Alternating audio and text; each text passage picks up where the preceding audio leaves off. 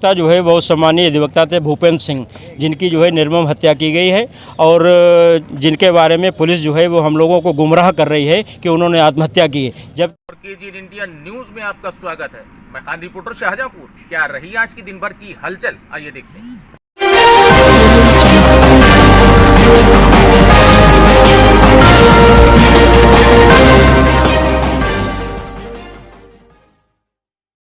हालांकि आपको बता दें, भूपेंद्र सिंह की हत्या को लेकर जिला प्रशासन और अधिवक्ता आमने सामने।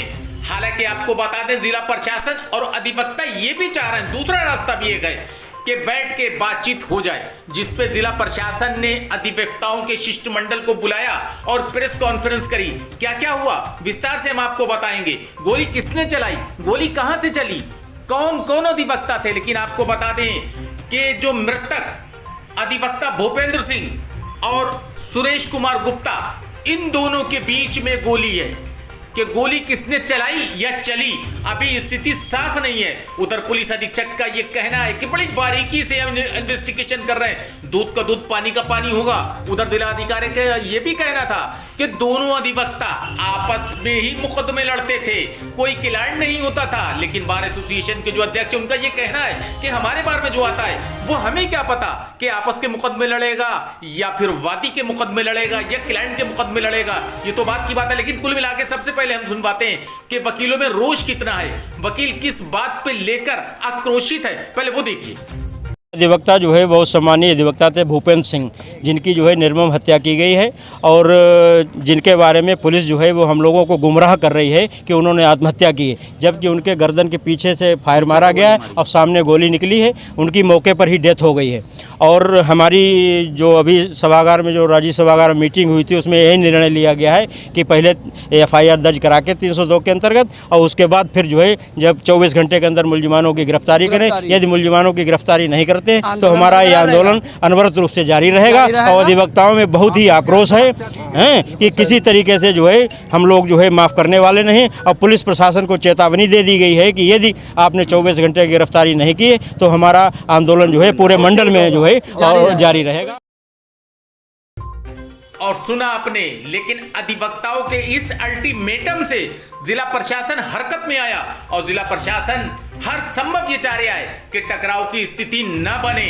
इसी बीच जिला अधिकारी इंद्र विक्रम सिंह ने आनन फानन अधिवक्ताओं के साथ और मीडिया के साथ रूबरू हुए और रूबरू होने के बाद क्या क्या कहा उन्होंने, घटना कहां पर से शुरू हुई और अभी तक इस घटना के बारे में कितने क्लू मिले हैं, वो भी हम आपको बताएंगे। और इसी बीच बार एसोसिएशन के जो अध्यक्ष हैं, उनका क्या कहना है वो भी हम सुनवाएंगे। तो चलिए सुनते हैं विस्तार से अधिवक्ता और जिला अधिकारी, जिला प्रशासन ने क्या कुछ कहा, विस्तार से हम आपको सुनवाएंगे और दिखाएंगे। लेकिन कुल मिला के स्थिति बेहद विस्फोटक है दोनों के बीच। क्यों? क्योंकि अधिवक्ता भी अपनी हद पर अड़े हैं और जिला प्रशासन ये कह रहा है कि जब तक रिपोर्ट नहीं आ जाती, इन्वेस्टिगेशन नहीं कर लेते, हम कोई भी नतीजे पे पहुंचने से पहले हमें सोचना होगा। उधर ये भी कहना है अधिवक्ताओं का कि परिसर के अंदर CCTV भी लगना चाहिए। लेकिन चलिए सबसे पहले हम सुनवाते हैं जिला अधिकारी इंद्र विक्रम सिंह ने कहां पर से घटना की शुरुआत करी, आइए सुनते हैं। जिनका नाम भूपेंद्र प्रताप सिंह है, ये अपने किसी कार्य से वहाँ गए थे और शायद ये जानकारी करने गए थे कि सम्मन इत्यादि इनकी किसी मुकदमे में जारी हुआ है अथवा नहीं। उसी दौरान ये घटना घटित हुई है जिसमें मौके पर ये मृत पाए गए हैं और इनके पास से एक वेपन भी पड़ा हुआ पाया गया है। जहाँ बॉडी थी वहीं पर एक वेपन भी 32 बोर का एक वेपन भी पड़ा हुआ पाया गया है। इस संबंध में जो CGM हैं उनके द्वारा दूरभाष पर SP को सूचना दी गई थी। SP और मैं स्वयं साथ में थे, तो हम लोग तुरंत 11:45 में ये सूचना प्राप्त हुई थी। हम लोग वहाँ पर माई फोर्स के पहुँचे और प्रारंभिक तौर पे पूरी घटना का पुलिस ने विवेचना की है और उसमें कई तथ्य संज्ञान में आए हैं। लेकिन जो मौके की स्थिति है उसके अनुसार वहाँ पर एक वेपन मिला है और बाकी साइंटिफिक इन्वेस्टिगेशन के लिए डेड बॉडी को पोस्टमार्टम के लिए भेज दिया गया है। बाहर के पदाधिकारियों से बात हुई है और उनके द्वारा है, उनके भाई आ गए हैं और थाने पर तहरीर दे रहे हैं। वो जो विवेचना में यदि नामजद होंगे जो लोग होंगे वो पकड़े जाएंगे निश्चित तौर से, क्योंकि अभी हम लोगों को कुछ ज़्यादा जानकारी नहीं है।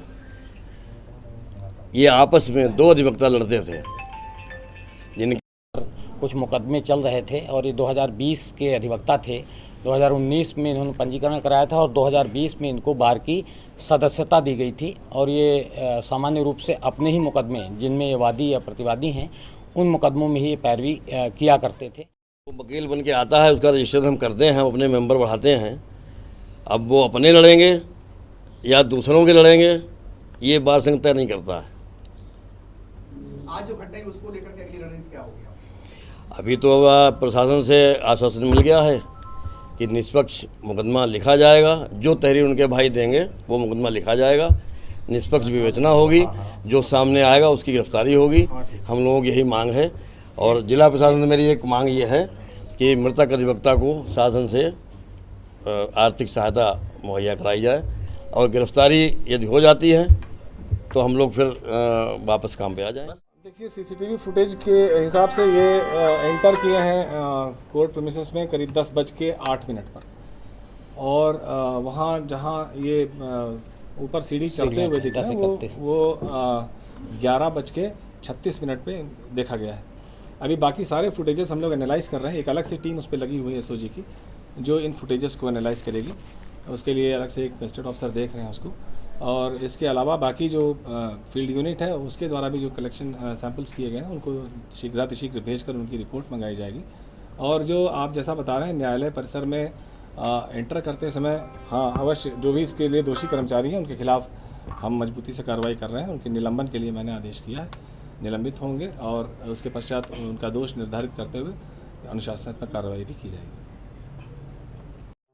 हालांकि आपको बता दें बार के अध्यक्ष ने वो लिस्ट भी दिखाई कि जिसमें दोनों अधिवक्ता आपस में मुकदमेबाजी करते थे, वो लिस्ट भी है। उनका यहां तक कहना है कि 2 महीने पहले भी एक विवाद हुआ था दोनों अधिवक्ताओं का, जिसमें मैंने अल्टीमेटम भी दिया था। उन्होंने कितनी बड़ी लिस्ट दिखाई और उनका क्या क्या कहना था। उनका ये कहना था कि दोनों अधिवक्ता में मनमुटाव रहता था और क्या कुछ कहा उन्होंने, आइए सुनते हैं। ये मुकदमों का डिटेल है, एक दूसरे पर मुकदमे हैं ये, और ये अधिवक्ता महोदय जो है आपस में इन्हीं मुकदमों को लेकर लड़ते थे और मारपीट करते थे। 2 महीने पूर्व भी ये कोर्ट में लड़े थे, जिस पे मैंने इनको वार्निंग दी थी कि यदि आप लोग लड़ाई बंद नहीं करेंगे तो मैं बार सिंह से रिस्ट्रिकेट कर दूंगा आप लोगों को। सुरेश कुमार गुप्ता और भूपेंद्र सिंह, ये चूँकि पहले से ही ये 2000 से उनके मकान में रहते थे और वहीं किसी बात को लेकर इनका विवाद हुआ। ये सुरेश कुमार गुप्ता की ही तहरीर है, मेरे पास आई थी। अध्यक्ष जी, क्या ऐसे वकीलों को ये जांच करेंगे जो इस टाइप से हैं कि वो और केस लड़के खुद के ही केस लड़ने के लिए वकालत करते हैं, कोई ऐसी जांच या कोई कार्रवाई करेंगे इसके लिए? बार संघ इसके लिए जिम्मेदार नहीं है भैया। जो व्यक्ति लड़ाई अपनी लड़ता है या जो मारा जाता है वो अगर मुकदमे पार्टी बन जाएगा तो निश्चित तौर से ऐसे हादसे होंगे। वकील को केवल वकालत करने से मतलब रखना चाहिए, उसको किसी विवाद में पड़ने की आवश्यकता नहीं है। और अब हम सुनवाएंगे पुलिस अधीक्षक एस आनंद ने घटना में बताया कि आखिरकार गोली कहां पर लगी और कैसे लगी और क्या कंडीशन था। उन्होंने विस्तार से क्या कुछ बताया, आइए ये भी सुनवाते हैं। कान के करीब 1 सेंटीमीटर पीछे गन शॉट वूंड है और ब्लैकनिंग वगैरह काफ़ी क्लियरली दिख रहा था जो फिजिकली देखने पे है। और इसकी जो साइंटिफिक एविडेंसेस हैं वो कलेक्ट की गई हैं, जो हमारी फॉरेंसिक टीम है उसने कलेक्ट की है। तो इसलिए अभी ये कहना बहुत जल्दी होगा कि क्या एक्चुअली हुआ होगा। जो व्यक्ति वहाँ मौजूद था उसका कहना था कि उनके आसपास और कोई व्यक्ति नहीं था, अधिवक्ता जो थे उनके आसपास। यद्यपि इनकी जो मुकदमे चल रहे हैं वो भी एक अधिवक्ता से ही चल रहे हैं, वो भी सुरेश कुमार गुप्ता, उन्होंने भी हाल में ही वकालत शुरू की है, उन्हीं से मुकदमे इनके आपस में चल रहे हैं। तो इस पर भी हम लोग गहराई से विवेचना कर रहे हैं और इसको बिल्कुल जैसा होगा साइंटिफिक एविडेंसेस के आधार पर कार्रवाई सुनिश्चित की जाएगी। उनके जो परिवारजन हैं वो आए हुए हैं और उनकी तरफ से तहरीर ली गई है और उसके आधार पर अभियोग भी पंजीकृत किया जा रहा है थाने पर। और विवेचना में जो भी तथ्य आएंगे उसके अनुसार हम बिल्कुल निष्पक्ष रूप से विवेचना साइंटिफिक एविडेंस हालांकि पुलिस अधीक्षक का यह भी कहना था कि जिसमें लापरवाही पुलिस कर्मियों ने बरती है उनको निलंबन का भी आदेश कर दिया है। और इसके साथ साथ कुछ भी कहना अभी जल्दबाजी होगा, इसलिए क्योंकि जहां पर गोली लगी, जहां पर घटना हुई है, उनका यह कहना था कि जो मैंने मालूमात करी, जो मेरे पास स्टेटमेंट है, वहां पर कोई भी अधिवक्ता या कोई भी आदमी नहीं था, इसीलिए कुछ भी कहना अभी जल्दबाजी। लेकिन फिर भी हमने टीमों को गठन कर दिया है। 2 अधिवक्ताओं का मामला है। एक बात और बता दें, भूपेंद्र सिंह की गोली लगी और विवाद चलता था सुरेश कुमार गुप्ता से। दोनों अधिवक्ता थे और दोनों अपने ही मुकदमे लड़ते थे। कुल मिला के पुलिस जांच में जुटी और अधिवक्ताओं का भी कहना है कि हमको निष्पक्ष जांच और गुनाहगार दोनों ही चाहिए। So friends, if you want to see these kind of facts in future, please subscribe to our channel and watch the latest videos by liking it and pressing the bell icon.